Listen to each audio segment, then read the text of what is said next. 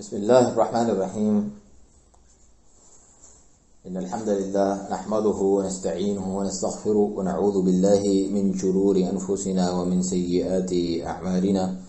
من يهده الله فلا مضل له ومن يضلل فلا هادي له، وأشهد أن لا إله إلا الله وحده لا شريك له، وأشهد أن محمدا عبده ورسوله صلى الله عليه وعلى آله وصحبه وسلم تسليما كثيرا إلى يوم الدين. ثم أما بعد، فضیلت الشیخ صالح فوزان حفظہ اللہ کے عقیدے و منہج پر، خصوصاً منہجی مسائل کے اوپر فتاوی کا ایک مجموعہ ہے، الاجابات المہمہ فی المشاکل الملمہ، جس کی 3 جلدیں ہیں. اس میں مختلف موضوعات پر کلام کیا ہے. اس میں سے کچھ سوالات طلب العلم و آدابہ، طلب علم اور اس کے آداب کے متعلق ہیں. اسے ہم انشاءاللہ آج کے اس درس میں پیش کریں گے. شیخ حافظ اللہ سے سوال ہوا، طالب شرعی علم کو طلب کرنا، شرعی طلب علم جو ہے اس کا صحیح طریقہ کیا ہے، اور دعوت اللہ کا. کہ جواب میں فرماتے ہیں جو صحیح طریقہ ہے شرعی علم کے طلب کرنے کا، وہ یہ ہے کہ جو طالب علم ہے وہ ایک معلم، ایک استاد کو منتخب کرے، اور اہل علم و بصیرت اور استقامت جو جانے پہچانے لوگ ہیں اپنے صحیح عقیدے اور صحیح عمل کے تعلق سے ان کے پاس بیٹھے، جو اپنے علم نافع کے تعلق سے معروفین ہیں، جانے پہچانے ہیں. تو یہ ہے اپنے استاد کو منتخب کرنے کا معیار. ساتھ ہی ساتھ کتابوں کے اختیار کرنے میں بھی جو وہ مشائخ سے پڑھے گا، یہ طریقہ ہے کہ وہ مختصرات سے شروع کرے، چھوٹی کتابوں سے، مختصر سے، پھر جو درمیانی ہے متوسطات، پھر مطولات جو لمبی ہیں. مختصر ہر فن میں سے جو اس کی مختصر ہیں اس سے شروع کریں، اسے یاد کریں، اور جو مدرس ہے پڑھانے والا وہ اس کی تشریح کریں، اور جو اس کے الفاظ ہیں اس کی جو ہے اس کو حل کرے، اس میں جو مشکلات ہیں ان کو بتائے، اور اس کے جو معانی ہیں ان کا بیان کرے، ان کی وضاحت کرے. مثال کے طور پہ فقہ میں مختصر لیں، اور مصطلح الحدیث میں مختصر لیں، اسی طرح اصول فقہ میں مختصر لیں، اور علم نحو جو ہے اس میں بھی مختصر لیں. تو ہر فن سے اس کی جو مختصر ہے اس سے آپ شروع کریں. علم حدیث میں مثال کے طور پر بلوغ المرام یا عمدۃ الاحکام سے شروع ہو. تو اسی طریقے سے جتنے بھی فنون ہیں ان میں مختصرات سے شروع کریں. یا تو وہ منظومات ہوں، یعنی نظم کی صورت میں مختصر ہوں، یا اس کے علاوہ نثر کی صورت میں ہوں. اسے وہ یاد کریں، اپنے جو ہے زبانی یاد کریں، پھر جو ہے وہ اس کے ساتھ ہی ساتھ ان کے الفاظ اور معانی کی تشریح انہیں سمجھائی جاتی رہے. اس کے بعد جب وہ مختصر جتنے ہیں ان کو پڑھ کے ختم کر دیں تو وہ ان کی شروحات کی طرف منتقل ہوں. جو کتابیں ہیں ان میں سے جو درمیانی درجے کی ہیں متوسطات، اور جب یہ اس مرحلے کو بھی اس کی بھی تکمیل کر دیں تو پھر وہ مطولات، لمبی اور بڑی کتابوں کی طرف جائیں. اور میرا یہ خیال ہے کہ جو اسلامی مدارس ہوتے ہیں، جامعات، ان کے جو سلیبس ہیں وہ اسی طریقے پر چلتے ہیں، اسی نظام کے تحت. کیونکہ جو جامعات کے مناہج ہیں جو 8ویں سے لے کر آگے تک، یعنی کلیات، کالجز تک چلتا ہے، یہاں جو ہائر اسٹڈیز ہیں اس سے بھی اوپر دراسات العلیہ جو ہیں، اگر ایک طالب علم اسی سے لگا رہے اور جتنے بھی کلاسز ہیں، مرحلے ہیں، اس میں اچھی طریقے سے مہارت کے ساتھ دل لگائیں تو وہ صحیح منہج کو پا لیتا ہے علم حاصل کرنے کے، ان کے مقرر کردہ نصاب کے ہی مطابق. اور اگر وہ مساجد میں علم حاصل کرتا ہے تو اسے چاہیے علماء میں سے منتخب کریں جس کے ہاتھوں وہ تعلیم حاصل کرے، اور وہ ایسا عالم ہو کہ جو وہ مختصرات سے شروع کرتا ہے. تو یہ تھا اس سوال کا جواب. پھر شیخ سے سوال ہوا کیا کیسٹیں سننا علماء کی کافی ہے درس میں حاضر ہونے کی بنسبت یعنی مشائخ کے پاس جو علماء کے پاس دروس میں حاضر ہوا جاتا ہے یہ اس سے کفایت کر جاتی ہیں، یعنی کیسٹیں ہی سننے بس انسان. تو شیخ فرماتے ہیں کہ صرف کیسٹیں سننا کافی نہیں ہے، اور یہ یعنی آپ کو بے نیاز نہیں کر سکتا کہ آپ محاضرات جو دروس اور تقاریر اور کانفرنسز ہوتی ہیں اس میں بذات خود بنفس نفیس شریک ہوں. اگرچہ کیسٹیں سننے میں بھی فائدہ ہے لیکن یہ کافی نہیں ہے. آپ کا مدرس کے سامنے حاضر ہونا یا درس دینے والے کے سامنے حاضر ہونا، اسے دیکھنا، یہ استفادے فائدہ حاصل کرنے کے زیادہ قریب ہیں. کیونکہ جب آپ بات کرنے والے کو دیکھتے ہیں تو آپ کا جو ہے ایکٹیو رہنا، اٹینٹیو رہنا سامنے، یعنی متنبہ رہنا، چوکس رہنا، وہ کیسٹ سننے کے مقابلے میں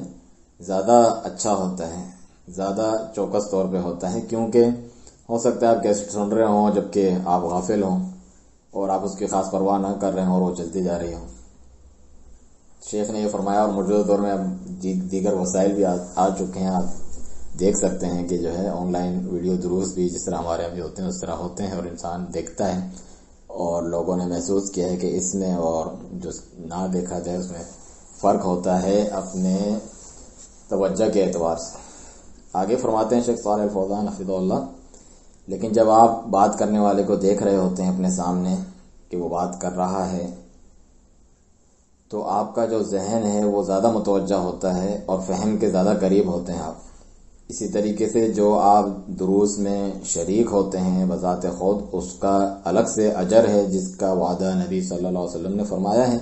جو علمی مجالس میں حاضر ہونے کا ہے وہ بھی آپ کو حاصل ہوگا. مجتمع قوم فی بیت من بیوت اللہ یتلون کتاب اللہ ویتدارسون بینہم. کوئی بھی لوگ، جماعت، قوم جو ہے اللہ کے گھروں میں سے کسی گھر میں جمع نہیں ہوتی اس حال میں مگر یہ کہ وہ تلاوت کرتے ہیں اللہ کی کتاب کی، آپس میں پڑھتے پڑھاتے ہیں. الا نزلت علیہم السکینہ، مگر یہ کہ ان پر سکینت نازل ہوتی ہے اللہ کی طرف سے. وغاشیتہم الرحمہ، اور رحمت انہیں ڈھانپ لیتی ہے. وحفتہم الملائکہ، اور فرشتے بھی انہیں جو ہے ڈھانپ لیتے ہیں. وذکرہم اللہ فی من عندہ، اور اللہ تعالیٰ کے پاس جو ہیں ان کے پاس اپنی اعلیٰ مجلس میں اللہ تعالیٰ ان کا ذکر کرتا ہے. تو آپ جو ہے اس حاضر ہونے کے اجر کو پا لیں گے. اس علم جس سے آپ فائدہ اٹھاتے ہیں اس پر مزید یہ آپ کو جو ہے ایکسٹرا چیز حاصل ہوگی اضافی طور پہ کہ ادھر حاضر ہونے کی یہ فضیلت آپ کو حاصل ہوگی، برخلاف صرف کیسٹ سننے کے کہ آپ سے وہ اجر جو ہے مفقود ہو جائے گا، ضائع ہو جائے گا. کیونکہ حدیث بھی آئی ہے کہ نبی صلی اللہ علیہ وسلم نے 3 لوگوں کے متعلق فرمایا کہ آپ صلی اللہ علیہ وسلم اپنے صحابہ کے ساتھ بیٹھے ہوئے تھے مسجد میں، انہیں حدیث سنا رہے تھے، ان سے بات کر رہے تھے. تو 3 لوگ آئے. ایک جو ہے ان میں سے آیا اور وہ اس حلقے میں بیٹھ گیا، اور ایک نے شرما شرمی میں چاہا کہ وہ داخل ہو لیکن وہ شرما گیا اور پلٹا اور بیٹھ گیا، اور تیسرا جو ہے وہ مڑ کے ہی چلا گیا. تو نبی صلی اللہ علیہ وسلم نے فرمایا کہ الا اخبرکم بخبر الثلاثہ، کیا میں تمہیں 3 لوگوں کی خبر نہ سناؤں؟ ان میں سے ایک ایسا تھا کہ اس نے پناہ لی تو اللہ تعالیٰ نے اسے جگہ دی، پناہ دی. یہ وہ شخص ہے جو حلقے میں بیٹھ گیا تو اللہ سبحانہ تعالیٰ نے بھی جو ہے اسے اسی طور پر لیا، اپنی رحمت میں اسے ڈھانپ لیا، اپنے فضل اور احسان میں اس کو سہارا دیا اس چیز کا. جبکہ جو دوسرا ہے اس نے شرم کی تو اللہ نے بھی جو اس سے حیا کی، اور حیا ساری کی ساری خیر ہے. وہ اس بات سے شرمایا کہ وہ پلٹ کے نہ چلے جائے تو وہ بیٹھ گیا، یعنی شرم کے مارے کہ میں اب اٹھ کے نہیں جا سکتا. اور رسول اللہ صلی اللہ علیہ وسلم بات کر رہے ہیں، وہ آیا اور اب اس کو شرم آئی کہ واپس کیسے جاؤں، تو نہیں گیا اور وہ بیٹھ گیا. تو اللہ سبحانہ تعالیٰ نے بھی اس سے حیا فرمائی. اور جو تیسرا تھا اس نے اعراض کیا، وہ پھر کر چلا گیا تو اللہ تعالیٰ نے بھی اس سے رخ پھیر لیا. یہ صحیح بخاری اور مسلم کی حدیث ہے ابو واقد اللیثی رضی اللہ عنہ کی. چنانچہ درس سے پھر جانا اور جو ذکر کی مجالس ہیں اس میں حاضر نہ ہونا تو اللہ سبحانہ تعالیٰ نے سزا کے طور پر اس سے رخ پھیر لیا۔ تو یہ اس بات کی دلیل ہے کہ ایک انسان جو حاضر نہیں ہوتا اس سے یہ اجر کثیر ضائع ہو جاتا ہے، فوت ہو جاتا ہے۔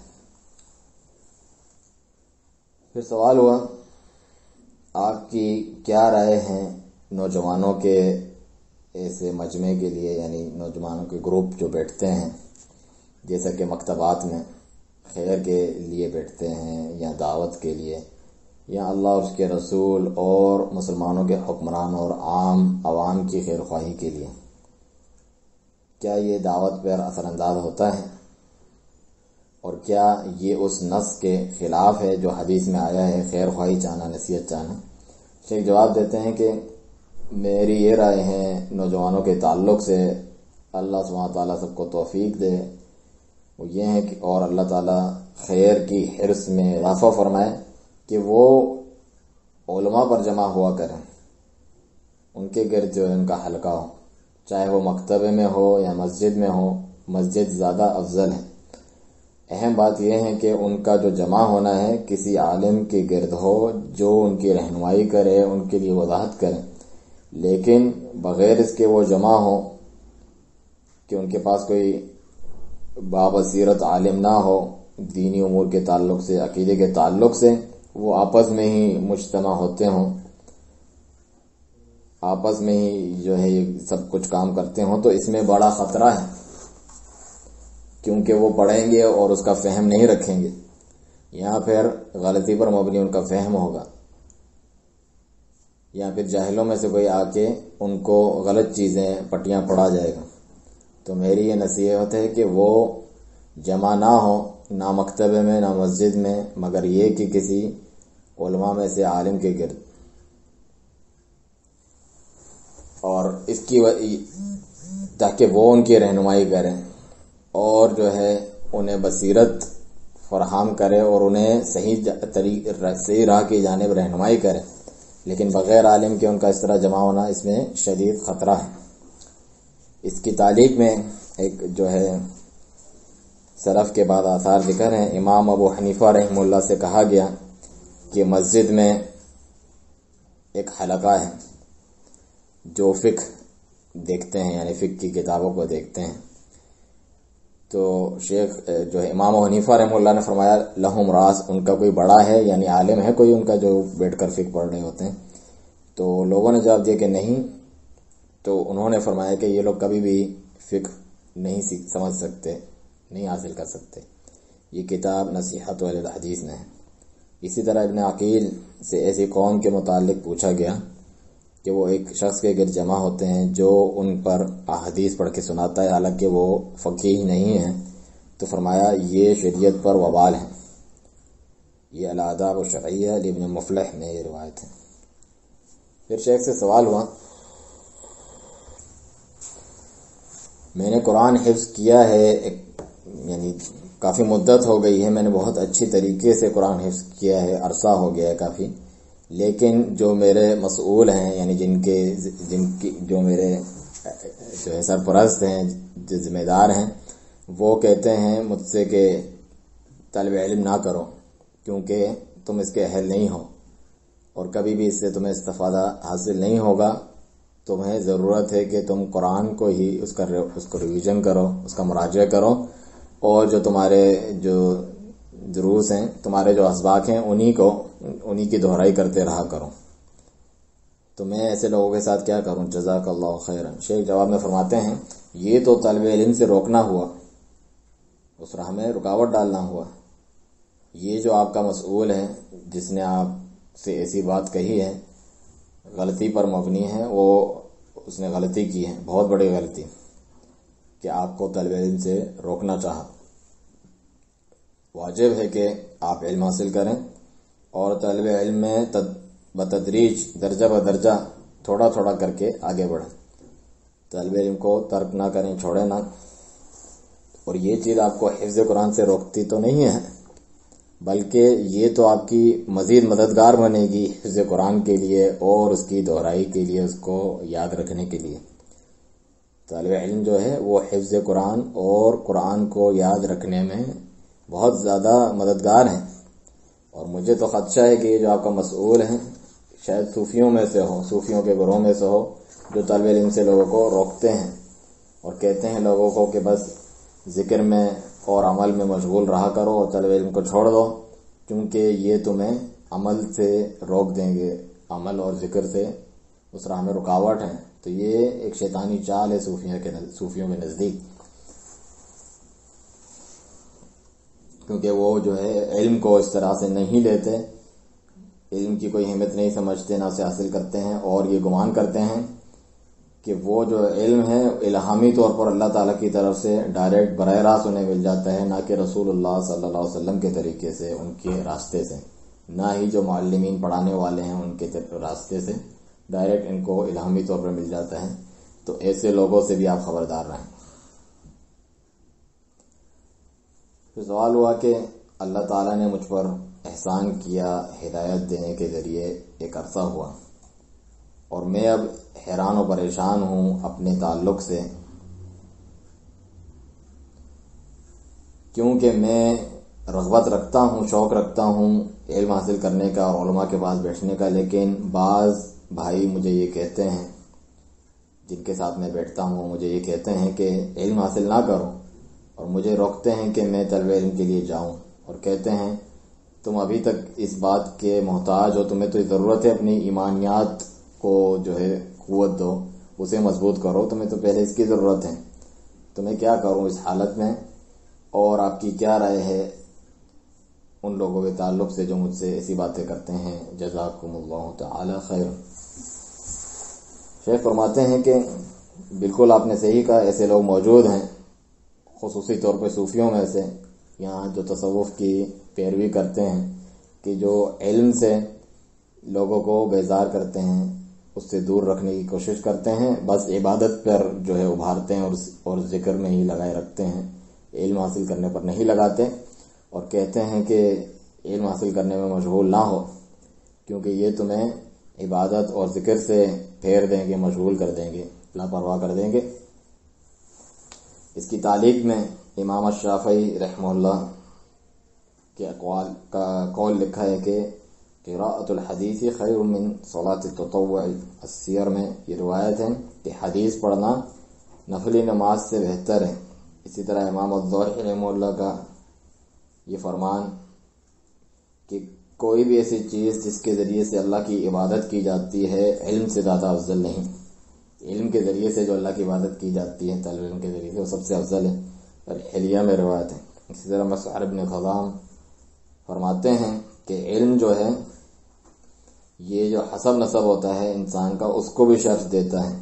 کوئی خسیس یا کم نسب ہو یا اس کے نسب اس کو پیچھے چھوڑ دے،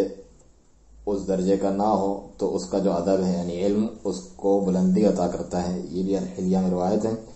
امام حسن بصری رحمہ اللہ سے بھی ہے کہ ایک باب علم کا پڑھنا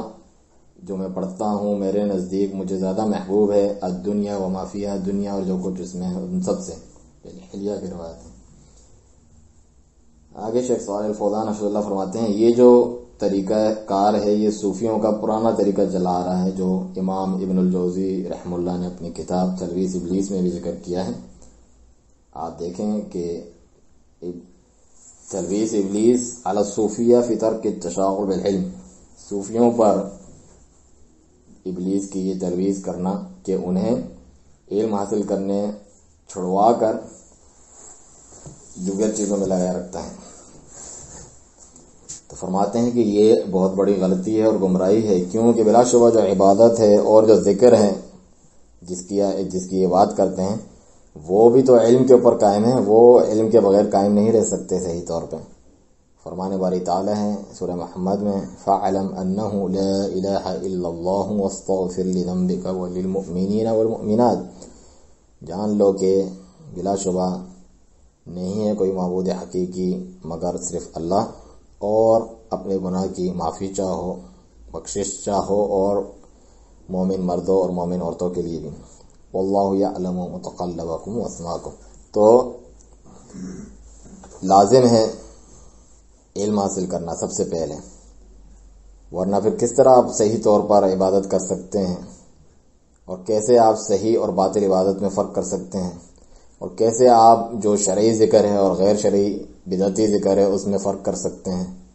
یہ علم کے سوا تو حاصل نہیں ہو سکتا، نہیں جانا جا سکتا۔ تو ایسے لوگوں کی بات نہ مانیں، پیروی نہ کریں، بلکہ ایسے لوگوں کے ساتھ آپ بیٹھے بھی نہیں جن کا آپ نے ذکر کیا ہے، ان سے دور رہیں اور طالب علم کی جانب متوجہ ہو جائیں۔ سوال ہوا شیخ سے کہ کسی شخص کے درس میں یا تقریر میں کم لوگوں کا آنا یا زیادہ لوگوں کا آنا، کیا یہ کوئی نشانی یا علامت ہے اس درس دینے والے کی فضیلت پر یا اس کے علم پر؟ ہم اس کے بارے میں ایک کافی شافی جواب چاہتے ہیں، کیونکہ بعض نوجوان بعض داعیان کے گرد یعنی ٹوٹے جاتے ہیں، اتنے زیادہ جو ہے ان کے گرد جمع رہتے ہیں، عوام یعنی ان پر ٹوٹی جاتی ہے، اتنی زیادہ ہوتی ہیں، اور وہ یہ کثرت دیکھتے ہیں کہ ان کے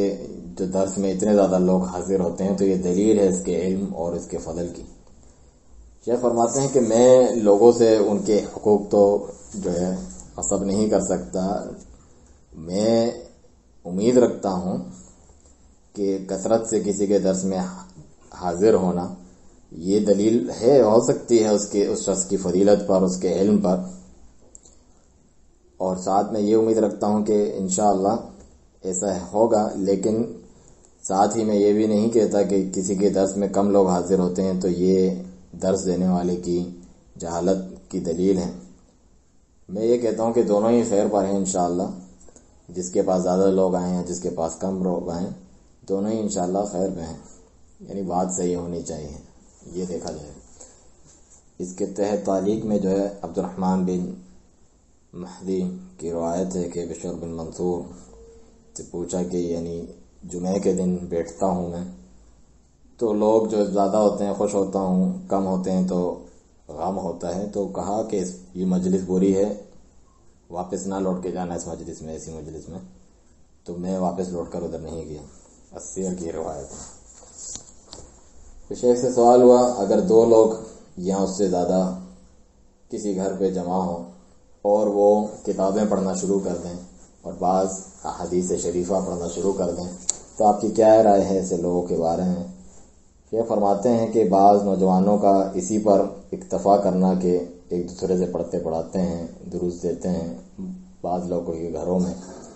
اور جو ہے ایک دوسرے پر ہی جو ہے یاد کرتے ہیں، اس کرتے ہیں اور پڑھتے ہیں، اس میں شدید خطرہ ہے اور انہیں یہ کوئی فائدہ نہیں پہنچائے گا، بلکہ ہو سکتا ہے انہیں دھوکے میں مبتلا کریں۔ ضروری ہے کہ وہ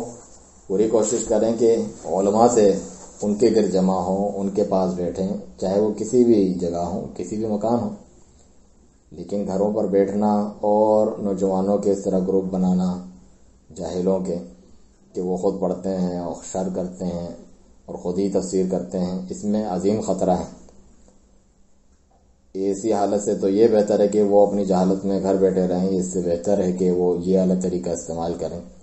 کیونکہ جو جاہل بسیط ہوتا ہے، سیدھا سادہ جاہل ہوتا ہے، وہ جاہل مرکب سے زیادہ اس کا معاملہ آسان ہے، کیونکہ جو سادہ جاہل ہوتا ہے وہ جانتا ہے کہ وہ جاہل ہے، لا علم ہے، لیکن جو جاہل مرکب ہوتا ہے وہ یہ گمان کرتا ہے کہ وہ عالم ہے، حالانکہ در حقیقت وہ جاہل ہے۔ اس کے تحت تعلیق میں یہ روایت ہے کہ حسن بصری رحمہ اللہ کے پاس بعض لوگ جمع ہوئے تو ایک شخص نے کہا اے ابو سعید، آپ ہماری بلکہ جو حسن بصری رحمہ اللہ ہے وہ ایک ایسے لوگوں کے پاس گئے جو جمع ہوئے تھے، تو ایک شخص نے کہا اے ابو سعید، ہماری یہ جو مجلس ہے اس کے بارے میں آپ کا کیا کہنا ہے؟ اور یہ لوگ جو ہیں اہل سنہ والجماعہ میں سے ہیں اور کسی پر تان نہیں کرتے، یہ کسی جو ہے ایک دن کسی کے گھر پہ جمع ہوتے ہیں اپنے ساتھیوں کے، کسی دوسرے دن کسی دوسرے کے گھر جمع ہوتے ہیں، اور اللہ کی کتاب ہم پڑھتے ہیں اور اپنے رب سے دعائیں کرتے ہیں اور نبی صلی اللہ علیہ وسلم پر درود و سلام بھیجتے ہیں، اپنے لیے بھی دعائیں کرتے ہیں، عام مسلمانوں کے لیے بھی، تو ایسی مجلس ہے ہماری، اس بارے میں آپ کیا کہتے ہیں؟ تو حسن بصری رحمہ اللہ نے انہیں شدید طریقے سے منع کر دیا اس کے لیے آپ دیکھیں البدعہ لابن وضاح۔ شیخ سے پوچھا گیا کہ آپ کی کیا رائے ہے کسی مذہب کو اپنانے سے، یعنی تقلید کرنے سے؟ کیا اس میں کوئی قابل مذمت، قابل اعتراض چیز ہے؟ کسی مذہب کی جانب منسوب ہونا، جیسے کہ حنبلی، شافعی، مالکی ہونا؟ شیخ فرماتے ہیں اس میں تفصیل ہے، یہ 3 اقسام ہیں۔ پہلی قسم وہ انسان کہ جس کے پاس علمی قدرت ہے اور وہ اجتہاد کرنے کا اہل بھی ہے، اجتہاد کی جتنی بھی شرائط ہیں اس کے اندر پائی جاتی ہیں، تو ایسے کے لیے جائز نہیں کہ کسی مذہب کو وہ اپنائے، بلکہ اسے چاہیے کہ وہ کتاب و سنت کی جانب براہ راست رجوع کرے اور جو کچھ کتاب و سنت سے اس کے سامنے ظاہر ہو اسی کو لے۔ اور یہ حالت سوائے ائمہ کبار، بڑے بڑے ائمہ علماء کے کسی کی نہیں ہوتی، جیسا کہ متبحر علمی ایک سمندر ہوں، اتنے بڑے ائمہ ہیں، جیسا کہ ائمہ اربعہ 4 امام جو گزرے ہیں سنہ کے، اس طریقے کے، یا جو اجتہاد کے مرتبے میں ان کے جیسا ہو، تو ان کے لیے جائز نہیں ایسے شخص کے لیے کہ وہ تقلید کریں، کیونکہ انہیں اس کی ضرورت نہیں ہے، کیونکہ وہ تو مامور ہیں، یعنی انہیں حکم ہے اتباع کرنے کا کتاب و سنت کی، اور وہ اس کی قدرت بھی رکھتے ہیں۔ ایسوں کے لیے جو ہے اجتہاد کرنا جائز ہے۔ دوسری جو قسم ہے وہ ایسا طالب علم جو مضبوط طالب علم ہے، پختہ طالب علم ہے، لیکن وہ اجتہاد کے درجے تک نہیں پہنچا، تو اس کے لیے کوئی حرج نہیں کہ وہ کسی ائمہ اربعہ کے مذہب میں سے کسی ایک مذہب کی جانب منتسب ہو، جیسا کہ حنبلی ہے، حنفی ہے، شافعی ہے، مالکی ہے، لیکن وہ کوئی چیز نہ لے مگر وہی جو دلیل کی روشنی میں اس کے نزدیک زیادہ بہتر اور راجح ہو، اپنے امام کے قول سے بڑھ کر، یا اپنے امام کے علاوہ کسی اور کا قول ہو، دلیل کی صورت میں وہ راجح ہو تو وہ اسے لے، جو بھی اس کے نزدیک دلیل اقوال علماء، اقوال اہل علم میں سے جو راجح ہو اس کو لے۔ تیسری قسم وہ لوگ ہیں جو بالکل ابتدائی طالب علم ہیں یا عام عوام ہیں، انہیں چاہیے کہ ان مذاہب میں سے کسی ایک کی اتباع کریں، یہ جو 4 مذاہب ہیں، اور ساتھ ہی ساتھ اہل علم سے سوال پوچھا کریں۔ اللہ تعالیٰ کا فرمان ہے فَاسْأَلُوا أَهْلَ الذِّكْرِ إِن كُنتُمْ لَا تَعْلَمُونَ، اہل ذکر، اہل علم سے پوچھ لو اگر تمہیں علم نہ ہو، سورۃ النحل میں فرمایا۔ تو وہ اہل علم سے سوال پوچھا کرے، فتوے پوچھا کرے۔ کون سے اہل علم؟ جن کے علم پر اسے پورا اعتماد ہے، ان کے دین پر، تو وہ جو کچھ اسے بتائیں وہ ان کے فتوے کو لیں۔ تو ایسے شخص کے لیے ضروری ہے کہ وہ تقلید کرے، کیونکہ اگر وہ اس طرح تقلید نہیں کرے گا تو ہلاک ہو جائے گا۔ تو لوگ 3 درجوں پر ہیں اس تعلق سے۔ ایک مجتہد مطلق ہے، اس کے لیے جائز نہیں کہ وہ تقلید کریں۔ دوسرا مجتہد المذہب ہے، اپنے مذہب کے اندر مجتہد ہے، تو اس کے لیے جائز ہے کہ وہ تقلید کریں، لیکن وہ بغیر دلیل کے تقلید نہ کریں۔ فرماتے ہیں کہ لیکن اس کے لیے جائز نہیں کہ بغیر دلیل کی تقلید کرے، ضروری ہے کہ وہ ترجیح دے مسائل میں جو راجح ہیں۔ اور تیسری یہ کہ جس کے پاس کوئی اہلیت نہیں، تیسرا وہ شخص نہ وہ مجتہد مطلق ہے اور نہ ہی مذہب کے اندر مجتہد ہے، تو پھر اسے چاہیے، اس پر واجب ہے کہ وہ اہل علم میں سے کسی تقلید کرے، جیسا کہ مذاہب الاربع 4 مذاہب کے لوگ ہوتے ہیں، اور ساتھ ہی ساتھ وہ علماء سے سوال کیا کرے جن کے اوپر اسے اعتماد ہے، ان کے دین اور علم پر، ان سے پوچھیں اور ان کے قول کو لیں، جو کچھ وہ جواب دیں اس کے اوپر عمل کریں۔ شیخ سے سوال ہوا، بعض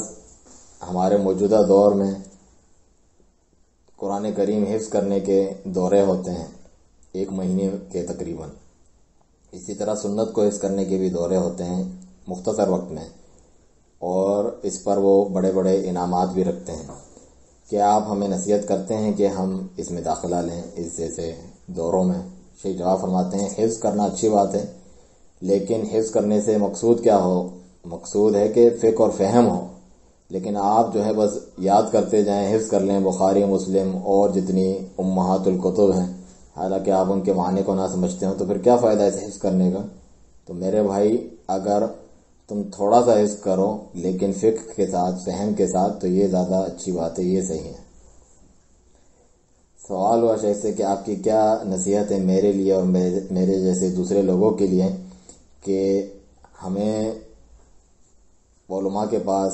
طالب علم کرتے ہوئے عرصہ گزر گیا، تقریباً 18 سال گزر چکے ہیں، لیکن میں یہ محسوس کرتا ہوں کہ میری جتنی بھی کوششیں ہیں اس کا کوئی خاص جو ہے پھل حاصل نہیں ہوا، کوئی خاص ثمرہ جس کی امید کی جاتی ہے وہ حاصل نہیں ہو پایا۔ کیا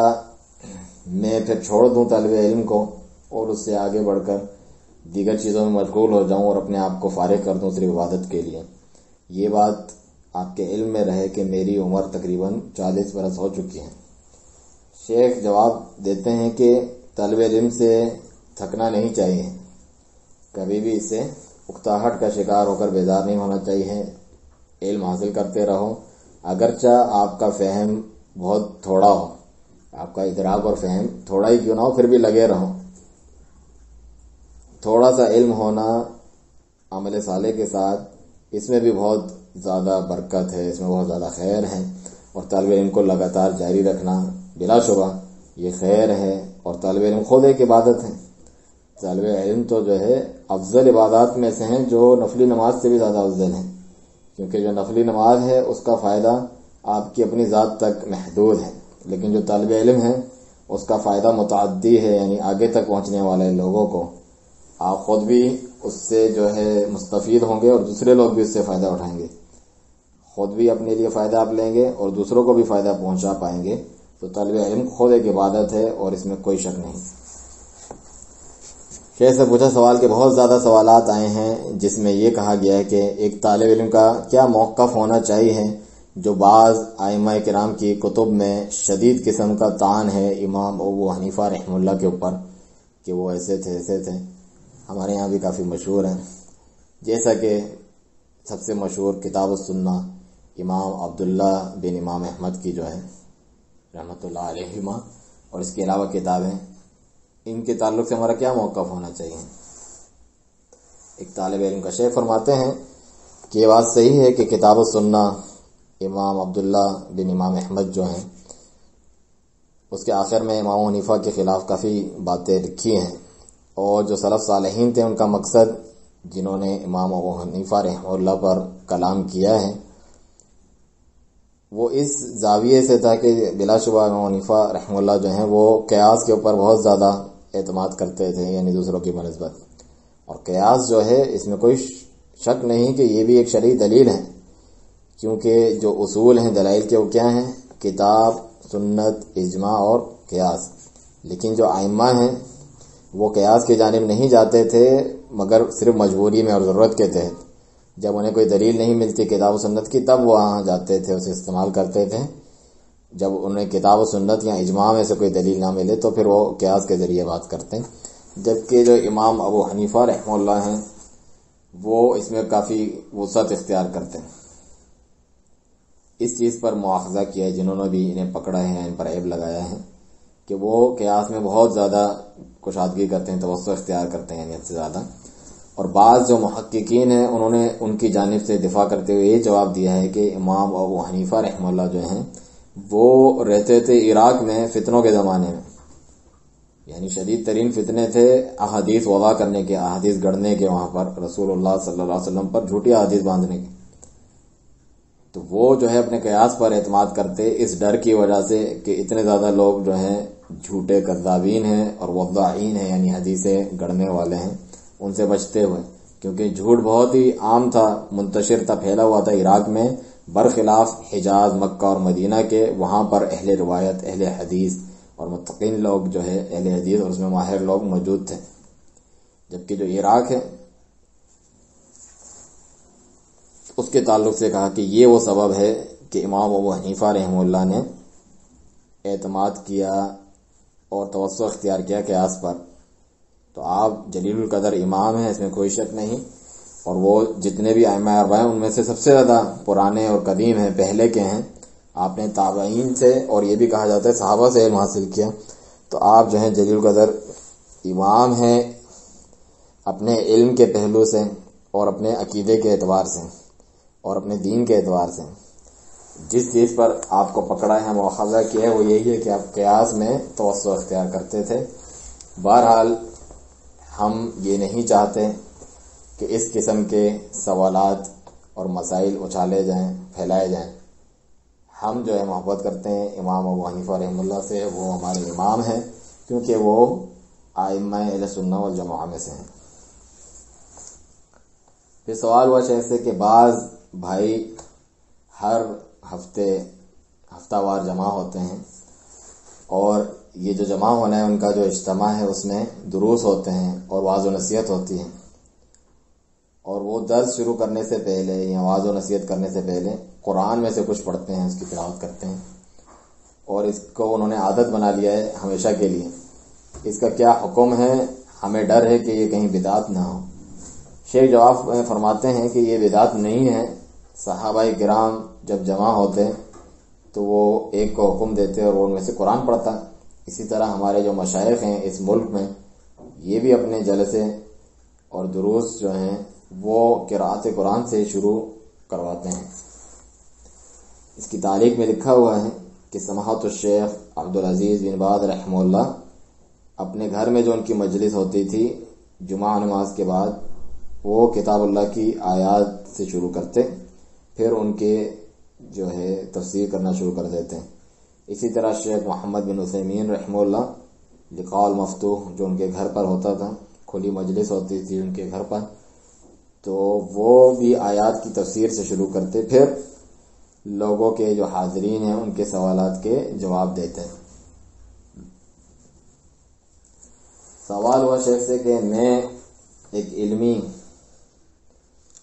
علمی دروس میں حاضر ہوتا ہوں، اور جب وہ درس ختم ہوتا ہے تو جو قاری ہیں وہ دعا کرنا شروع کر دیتا ہے درس کے آخر میں۔ درس کے بعد میں نے اس سے پوچھا اس فعل کا کہ یہ کیا ہے، تو کہا کہ بلا شبہ جو سلف صالحین تھے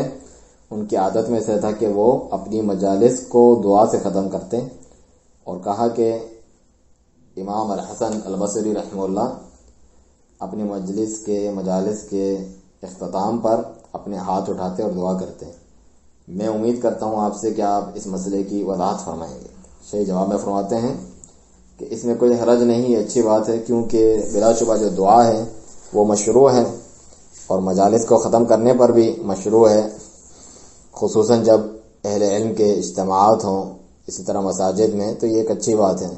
خصوصاً اس زمانے میں جب مسلمانوں کو شدید ضرورت ہے دعاؤں کی، تو کوئی حرج نہیں اس میں انشاءاللہ۔ لیکن جو دعا کرتا ہے اسے چاہیے کہ وہ جو شرعی دعائیں ہیں وہ کیا کریں، اپنی طرف سے نئی دعائیں اپنی کوشش سے گڑھ کر ایجاد نہ کیا کریں، اور نہ لوگوں کے خلاف یا مسلمانوں کے خلاف یا ان کے حکمرانوں کے خلاف ان کے گناہوں یا معصیت کی وجہ سے ان کے خلاف بد دعائیں نہ کیا کریں کہ ان پر جو ہے ہلاکت کی بد دعا کرنے لگیں، بلکہ ان کی ہدایت کی دعا کریں،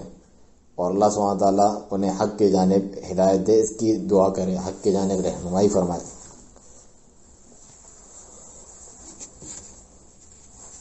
اللہ تعالیٰ کی حفاظت فرمائے۔ آپ نے ذکر کیا کہ ایک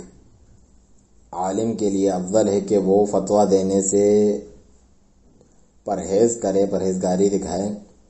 دوسرے عالم کی موجودگی میں۔ میرا یہ سوال ہے کہ میں کلیہ شرعیہ سے متخرج ہوں، اس سے فارغ التحصیل ہوں، اور میرے پاس جو ہے بہت سے جو احکامات ہیں ان کے جو ہے خوب معلومات ہے، خصوصاً عبادات کے تعلق سے، اور جب کوئی مجھ سے لوگوں میں سے سوال کرتا ہے تو میں انہیں فتویٰ نہیں دیتا، بلکہ انہیں بڑے مشائخ کی طرف بھیج دیتا ہوں۔ لیکن میرے دوستوں میں سے، میرے ساتھیوں میں سے ایک شخص مجھے بار بار کہتا ہے کہ میرے اوپر ضروری اور واجب ہے کہ میں انہیں فتویٰ دیا کروں اپنے حسب استطاعت، اور مجھے نبی صلی اللہ علیہ وسلم کی حدیث یاد دلاتا ہے کہ من سئل عن علم فکتمہ لجم بلجام من نار، کہ جو شخص علم کے متعلق پوچھا گیا پس اس نے اسے چھپا لیا تو اسے آگ کی لگام پہنائی جائے گی۔ یہ حدیث ابو داؤد، الترمذی، ابن ماجہ میں ابو ہریرہ رضی اللہ عنہ سے روایت ہے۔ تو میں یہ امید کرتا ہوں کہ آپ اس موضوع کے متعلق میری رہنمائی فرمائیں گے حافظکم اللہ۔ شیخ فرماتے ہیں اس کے جواب میں کہ جب تک آپ کے علاوہ یعنی جو علماء ہیں وہ موجود ہیں اور آپ ان کی جانب لوگوں کو پھیر دیتے ہیں تو یہ جائز ہے آپ کے لیے، آپ کے اوپر واجب نہیں کہ آپ جو ہے فتویٰ دیں، کیونکہ لوگ آپ کے محتاج نہیں ہیں جب تک آپ کے علاوہ دوسرے موجود ہیں۔ جبکہ اس حدیث کا جہاں تک تعلق ہے کہ علم کے متعلق پوچھا جائے اور وہ اسے چھپا دیں، اس سے مقصود ہے کہ جب علم کے متعلق پوچھا جائے اور دوسرے علماء موجود نہ ہوں آپ کے علاوہ، لیکن اگر موجود ہیں جو ان چیزوں کی وضاحت کر سکتے ہیں، جواب دے سکتے ہیں، آپ کے علاوہ موجود ہیں، تو پھر آپ نے علم کو نہیں چھپایا ہے بلکہ آپ نے اس کی طرف پھیر دیا ہے جو آپ سے بہتر ہو ان کی جانب۔ یہاں جو فتویٰ دینے کی جو ہے خطرناکی اور سنگینی ہے وہ اس کو اٹھا سکتے ہیں آپ کے علاوہ دوسرے، آپ نے ان کی طرف پھیر دیا ہے، تو یہ تو ایک بچاؤ ہے قسم کا، اور اپنا بچاؤ باقی رکھنا یہ تو ایک اچھی بات ہے۔ سوال ہوا شیخ سے کہ بعض لوگ جب قرآن پڑھتے ہیں تو آگے پیچھے ہلنا شروع کر دیتے ہیں، کیا یہ عمل ٹھیک ہے؟ شیخ جواب میں فرماتے ہیں تلاوت قرآن کرتے ہوئے جسم کو آگے پیچھے ہلانا، دائیں بائیں مائل ہونا، یہ جب تحقیق کی گئی اس معاملے کی تو یہ بات آشکارا ہوئی کہ یہ یہودیوں کا عمل ہے۔ جب وہ تورات پڑھتے ہیں یا نصارہ جب وہ اپنی انجیل پڑھتے ہیں تو یہ اہل کتاب کا عمل ہے اور ہم ان کی مشابہت اختیار نہیں کرتے۔ اللہ جل وعلا کا فرمان وَإِذَا قُرِئَ الْقُرْآنُ فَاسْتَمِعُوا لَهُ وَأَنصِتُوا، جب قرآن پڑھا جائے تو اسے بغور سنو اور خاموش رہو، اور جو انصات ہے اس میں حرکت نہ کرنا بھی شامل ہے کہ یہ حرکتیں کرنا چھوڑ دو اور یہاں وہاں مائل ہونا جھولنا چھوڑ دو، ادھر ادھر دیکھنا التفات کرنا چھوڑ دو۔ اس کی تعلیق میں لجنہ الدائمہ فتویٰ کمیٹی جو ہے مستقل فتویٰ کمیٹی سعودی عرب کی، ان کا ایک فتویٰ جو ہے نقل کیا گیا کہ ان سے پوچھا گیا سوال، بعض لوگ جب قرآن پڑھتے ہیں تو دائیں بائیں جو ہے ہلتے ہیں، اس طرح جھولتے ہیں یا سامنے اور پیچھے آگے پیچھے ہوتے ہیں، اس عمل کا کیا حکم ہے؟ ہمیں فتویٰ دے کر آپ اجر حاصل کریں۔ اس کے جواب میں فتویٰ کمیٹی کہتی ہے کہ یہ تلاوت قرآن کرتے ہوئے ہلنا یا جھولنا جو ہے یہ ایسی عادات میں سے ہیں کہ جسے چھوڑنا ضروری ہے، کیونکہ یہ کتاب اللہ کے ساتھ جو ادب بجا لانا ہے اس کے منافی ہیں، اور کیونکہ جو بات مطلوب ہے تلاوت قرآن کرتے ہوئے یا اسے سنتے ہوئے خاموش رہنا ہے اور حرکتیں چھوڑ دینا ہے، فضول کام کرنا چھوڑ دینا ہے، تاکہ جو قاری ہے یا جو سننے والا ہے وہ مکمل طور پر متوجہ ہو، فارغ ہو قرآن کریم پر غور و فکر و تدبر کرنے کے لیے اور اللہ کے لیے خشوع و خضوع اختیار کرنے کے لیے۔ علماء کرام نے بات ذکر کی ہے کہ یہ یہودیوں کی عادت میں سے ہیں کہ جب وہ اپنی کتاب پڑھتے ہیں اس طرح کرتے ہیں، اور ہمیں منع کیا گیا ہے ان کی مشابہت اختیار کرنے سے۔ تو شیخ سے سوال ہوا کہ طلب علم افضل ہے یا قتال فی سبیل اللہ، اللہ کی راہ میں جہاد کرنا؟ شیخ فرماتے ہیں کہ طلب علم افضل ہے، الا یہ کہ جو امام ہیں آپ کے جو حکمران ہیں وہ نفیر عام کر دیں، یعنی سب کو نکلنے کا عام حکم جاری کر دیں تو پھر وہ فرض عین ہوتا ہے۔ اور یہ بھی ہے کہ جو طالب علم ہے وہ خود بھی فقہ اور فہم حاصل کرتا ہے اور لوگوں کو بھی فقہ اور فہم دیتا ہے، یہاں تک کہ مجاہدین کو بھی فقہ اور فہم دین کا وہ دیتا ہے، اور مجاہدین کے علاوہ جو غیر مجاہدین ہیں انہیں بھی۔ تو طالب علم بلا شبہ افضل ہیں۔ یہ مشروع جہاد کے تعلق سے ہیں، یہ جو باتیں ہیں یہ شرعی جہاد کے تعلق سے میں نے کی ہیں، لیکن آج کل جسے جہاد کا نام دیا جاتا ہے وہ تو سراسر تخریب کاری اور بم دھماکے کرنا ہے، فساد، دنگا فساد ہے، دہشت گردی ہے، اور جہاد نہیں ہے یہ۔ تو یہ جہاد نہیں بلکہ افساد فی الارض، زمین میں فساد مچانا ہے، اور اللہ تعالیٰ اسے پسند نہیں کرتا۔ ان اللہ لا يحب المفسدین، بے شک اللہ تعالیٰ فساد مچانے والوں کو پسند نہیں کرتا، سورۃ القصص میں فرمایا۔ سوال ہوا کیا آپ نصیحت کرتے ہیں اسے جو قرآن حفظ کر لے کہ وہ فوراً اس کے بعد جو ہے صحیحین بخاری و مسلم کو حفظ کرنا شروع کر دے، 2 مہینوں کے جو دورے ہوتے ہیں اس کے حفظ کرنے کے، اس کام کے لیے اس میں شرکت کرنا شروع کر دیں۔ شیخ جواب دیتے ہیں قرآن حفظ کرنا ایک اچھی بات ہے اور ایک نیک عمل ہے۔ جہاں تک معاملہ ہے صحیحین بخاری مسلم کو حفظ کرنے کا یا حدیث کی کتابوں کو حفظ کرنے کا تو یہ بھی ایک اچھی بات ہے، لیکن یہ کافی نہیں ہے حفظ کرنا بغیر اس کے کہ آپ جو ہے علماء میں سے کسی کے پاس اسے پڑھیں جو آپ کے لیے اس کی تشریح بیان کریں، جو کچھ آپ نے حفظ کیا ہے اور اس کا جو اصل مدلول اور فقہ ہے اس کی آپ کے سامنے وضاحت کریں۔ سوال ہوا کیا کسی شخص کے لیے جائز ہے کہ وہ اپنا کام چھوڑ دے، یعنی کام دھندہ چھوڑ دے، انسان نوکری کام وغیرہ جو بھی کاروبار اس کو چھوڑ دے اور طالب علم کے لیے ہی مکمل ٹائم لگا کے فارغ ہو جائیں، اور اس طرح کرنے کی وجہ سے وہ پھر زکوٰۃ میں سے لے سکے، یعنی اس کے اوپر اور اس کے فیملی کے اوپر، اس کے اہل ویال کے اوپر زکوٰۃ کو خرچ کیا جا سکتا ہے؟ شیخ جواب دیتے ہیں کہ جو طالب علم اگر فقیر ہو تو اسے اتنا کچھ دیا جائے گا جو طالب علم میں اس کی معاونت کرے۔ سوال ہوا بعض اہل علم کی کتابوں میں اشاعرہ جو اسماء و صفات کے تعلق سے گمراہ فرقہ ہے اس کے اقوال پائے جاتے ہیں، جیسا کہ امام ابن حجر اور السیوطی اور النووی رحمہم اللہ۔ کیا ان لوگوں پر یہ ہم حکم لگائیں گے کہ وہ اشاعرہ میں سے ہیں یا بدعتی ہیں؟ اگر اس طرح نہیں ہیں، وہ لوگ اس طرح نہیں ہیں، تو پھر ان کی جو غلطیاں ہیں اس کی ہم کیا تفسیر کریں گے جو ان کے پاس موجود ہیں؟ شیخ جواب میں فرماتے ہیں جہاں تک ابن حجر اور النووی رحمہم اللہ کی کتابوں کا تعلق ہے تو ان میں بہت ہی خیر کثیر ہیں اور بھرپور علم ہے، اور یہ اہم ترین سورسز ہیں، مراجع میں سے ہیں، خصوصاً جو فتح الباری ہے۔ یہ کتاب تو مرجع ہیں مراجع اسلام میں سے، جو کہ کتاب اللہ کے بعد سب سے عظیم کتاب یعنی صحیح بخاری کی شرح ہے، امام بخاری کی صحیح کی شرح ہے۔ اس میں حافظ ابن حجر رحمہ اللہ نے مختلف انواع و اقسام کے علوم حدیث، علوم فقہ کی بہت ساری باتوں کو بھر دیا ہے، اور یہ نہایت ہی نفیس اور بہترین کتاب ہے۔ اور آپ کا بعض غلطیوں میں مبتلا ہو جانا یہ کتاب پر جرح کا سبب نہیں ہے، اور جو کچھ اس میں خیر کثیر پایا جاتا ہے۔ جہاں تک امام السیوطی رحمہ اللہ کی کتابوں کا تعلق ہے تو السیوطی جو ہیں رحمہ اللہ، انہوں نے ہر وہ چیز جمع کر دی جو ان تک پہنچی، مختلف مقالات اور مذاہب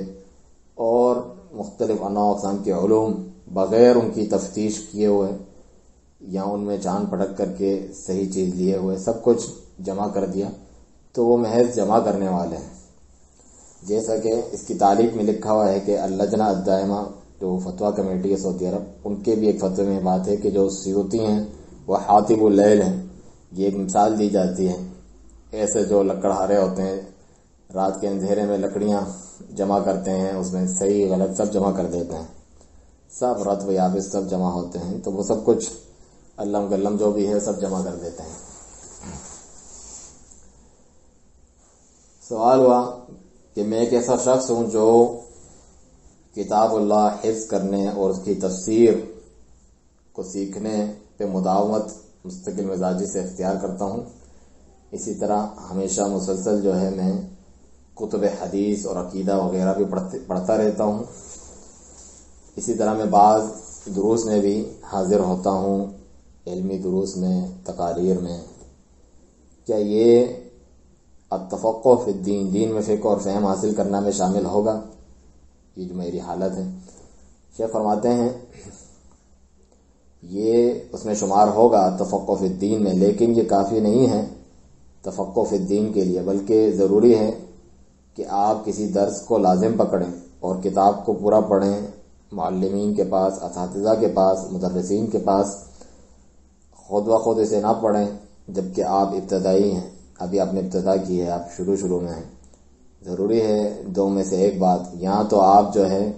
جو درس نظامی ہوتا ہے باقاعدہ نصاب میں، جامعات وغیرہ میں، اس سے جڑ جائیں، اور جو کچھ تعلیمی مراحل میں نصاب کی چیزیں مقرر ہیں انہیں پڑھیں۔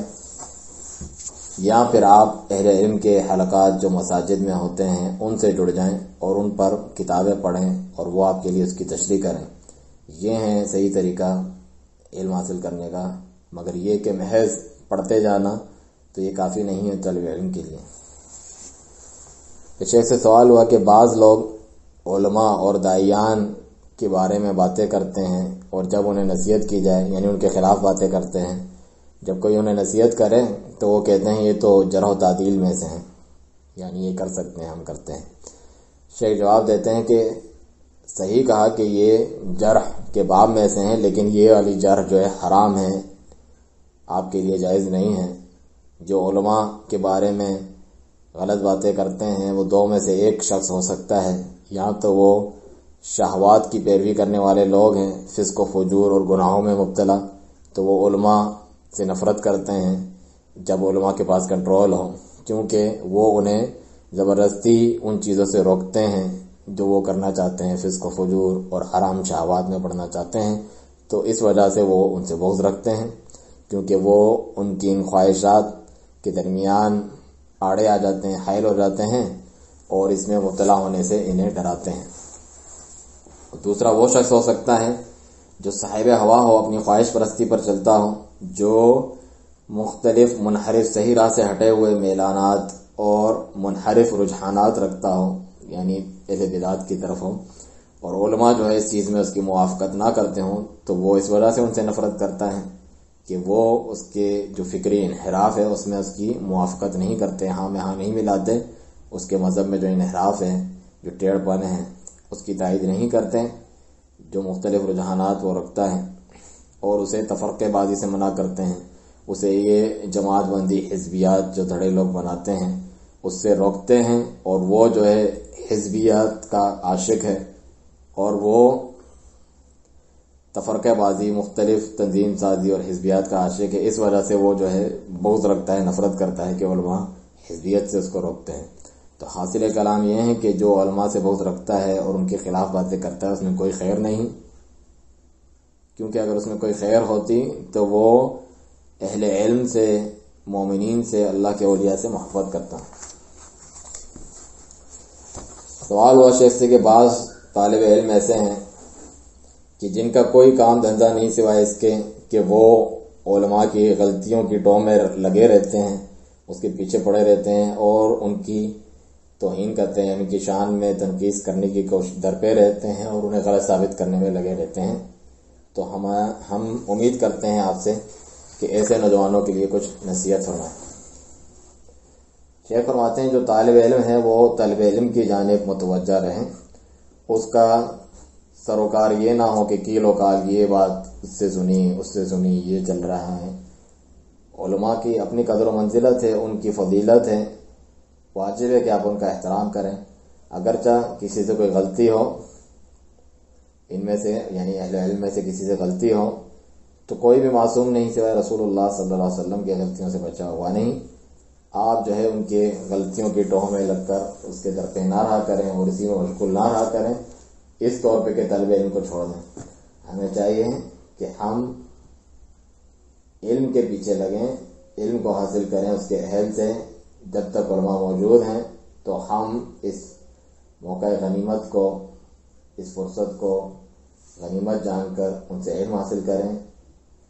اور اپنے آپ کو اس چیز میں نہ لگا دیں کہ غلطیوں کی ٹوہ میں پڑے رہیں، اسی کے پیچھے پڑے رہیں،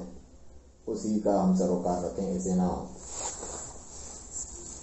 شیخ سے سوال ہوا، میں ایک طالب علم ہوں اور میں نے توحید، فقہ اور حدیث پر بہت سے متون حفظ کیے ہیں. اسی طرح میں نے مکمل قرآن مجید بھی حفظ کیا ہے اور اللہ نے مجھے توفیق دی کہ میں عنقریب صحیحین بھی حفظ کرنے والا ہوں اور میں نے بہت سے مشائخ پر پڑھا بھی ہے. لیکن جب بھی کچھ درس دینا چاہتا ہوں تو اپنے اندر اس کی اہلیت نہیں پاتا اور بہت تردد کا شکار ہوتا ہوں.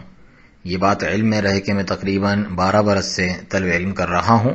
میں آپ فضیلت الشیخ سے امید رکھتا ہوں کہ آپ میری رہنمائی فرمائیں اور اس بارے میں مجھے کیا کرنا چاہیے. جواب میں شیخ فرماتے ہیں کہ یہ ایک اچھی بات ہے اور یہ اللہ تعالیٰ کی جانب سے آپ کے اوپر ایک نعمت ہے کہ آپ نے قرآن حفظ کیا اور سنت کے جو متون ہیں ان کو حفظ کیا، صحیح حدیث کو حفظ کیا، لیکن اے میرے بھائی حفظ کرنا کافی نہیں ہے، ضروری ہے کہ آپ کو فہم بھی ہو، ضروری ہے تفقہ فی الدین اہل علم سے تھوڑا تھوڑا کر کے حاصل کیا جائے، جیسا کہ جلیل القدر صحابی ابن مسعود رضی اللہ عنہ فرماتے ہیں کہ ہم میں سے کوئی شخص جب 10 آیات پڑھ لیتا لم یجاوزہن حتی یعرف معانیہن والعمل بہن، کہ وہ ان سے آگے نہ بڑھتا جب تک وہ اس کے معانی کو سمجھ کر ان پر عمل نہ کرتا۔ یہ تفسیر ابن کثیر میں آپ دیکھ سکتے ہیں۔ یعنی آپ بس حفظ میں مشغول رہیں اور حفظ کر لیں، یعنی پہلے اچھی طرح ساری چیزیں حفظ کر لیں، اس کے بعد چاہتے ہیں کہ اس کا فقہ اور فہم حاصل کریں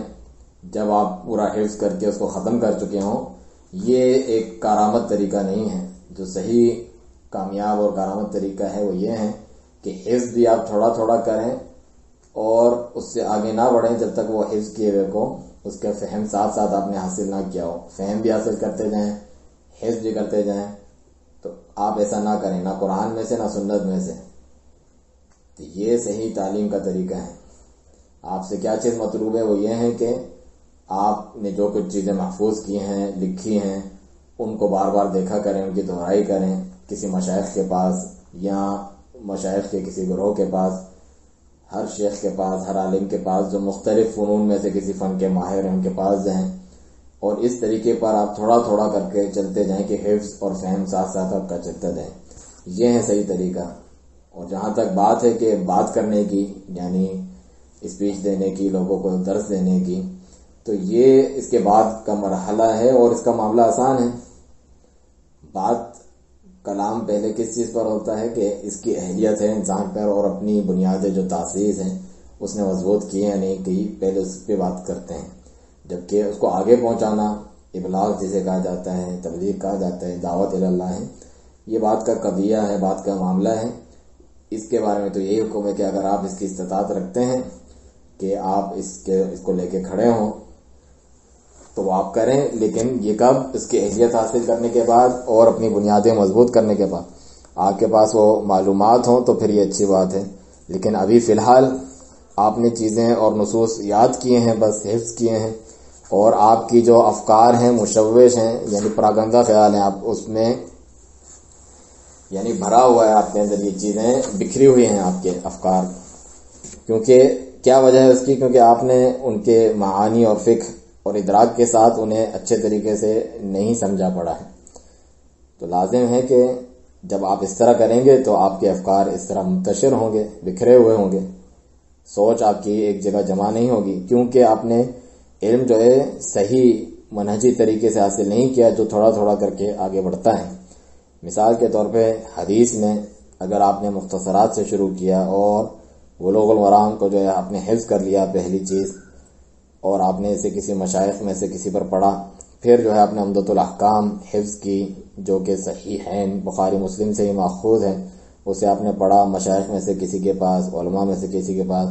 اس کے بعد آپ نے مدونات جو حدیث کی ہیں مختلف، ان میں سے پڑھا، اور بتدریج تھوڑا تھوڑا کر کے آپ آگے بڑھتے رہیں۔ اسی طرح فقہ میں آپ نے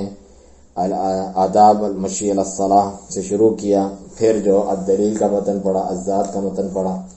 اسی طرح بتدریج آپ آگے جائیں گے، مختصرات سے متوسطات اور پھر مطولات، یعنی ابتدائی، درمیانی اور جو طویل ہیں۔ علم جو ہے یک بار کی ایک ہی دفعہ میں حاصل نہیں ہو جاتا، بلکہ یہ تھوڑا تھوڑا کر کے حاصل کیا جاتا ہے، اور نہ ہی یہ اپنے آپ حاصل ہوتا ہے خود بیٹھ کر یا کتابوں کے ذریعے، بلکہ اہل علم سے حاصل کیا جاتا ہے۔ اس میں کوئی معنی نہیں کہ آپ مختلف علماء سے لیں، نحو جو ہے فلاں عالم سے لے لی، اور جو ہے اصول فقہ فلاں سے لے لی، اور تیسرا جو ہے فقہ آپ نے اصول فقہ کسی سے لیا، فقہ کسی اور سے لے لیا تیسرے سے، اور چوتھے سے آپ نے تفسیر کا علم لے لیا، اور آخر تک یہی سلسلہ۔ آخری سوال اس درس کا اور اس سلسلے کا یہ ہے، شیخ سے پوچھا گیا کہ